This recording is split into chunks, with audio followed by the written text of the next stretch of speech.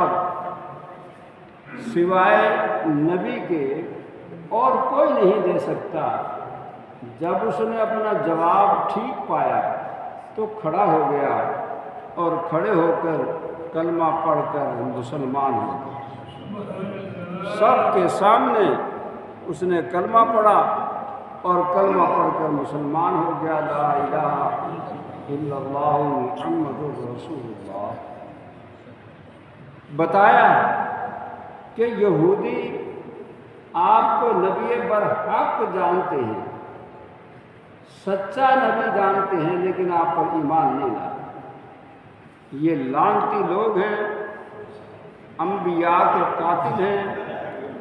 انہوں نے انبیاء کرام علیہ السلام کا خون بہایا ہے، اور یہ فتنہ قیامت تک ختم نہیں ہوگا۔ یہ بنی اسرائیل کے اندر فتنہ رہے گا۔ تو یہ باتیں ہو رہی تھیں، یہودیوں کی ایک جماعت آ گئی حضور کے پاس۔ انہوں نے بھی حضور سے مسائل پوچھنے تھے، مسائل پر بات کرنی تھی۔ جس سے یہودیوں کی جماعت آئی تو عبداللہ ابن سلام تو سب کے امام تھے، یہودیت ان کے ساتھ قائم تھی، وہ یہودیوں کو مسائل بتاتے تھے، یہودیوں کو فتوے دیتے تھے۔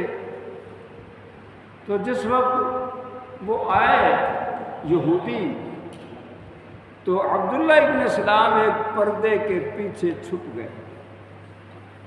یہ اسلام کی ابتدائی منزلیں ہیں اور اس وقت چھپنا جائز تھا۔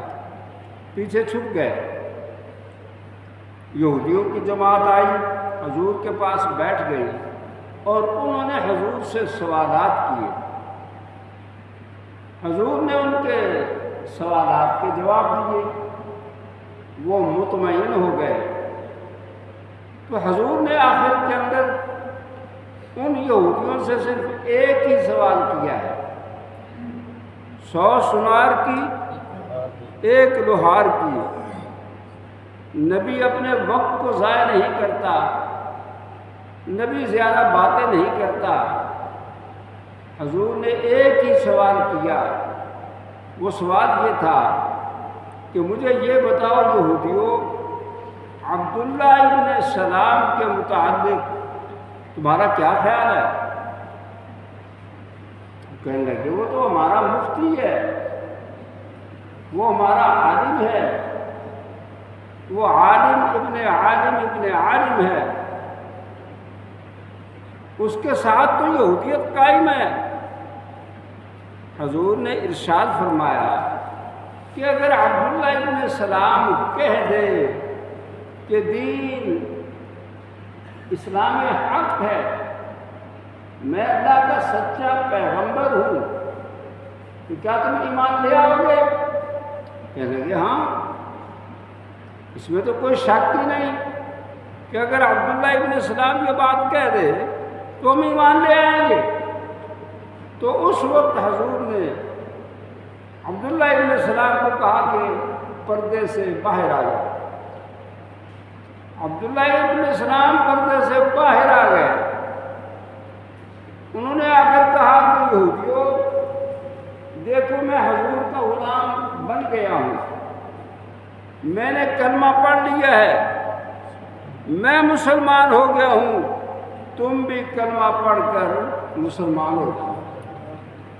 کہنے لگے نہیں، یہ تو جاہل آدمی ہے۔ مکر گئے، اس کا باپ بھی جاہل ہے۔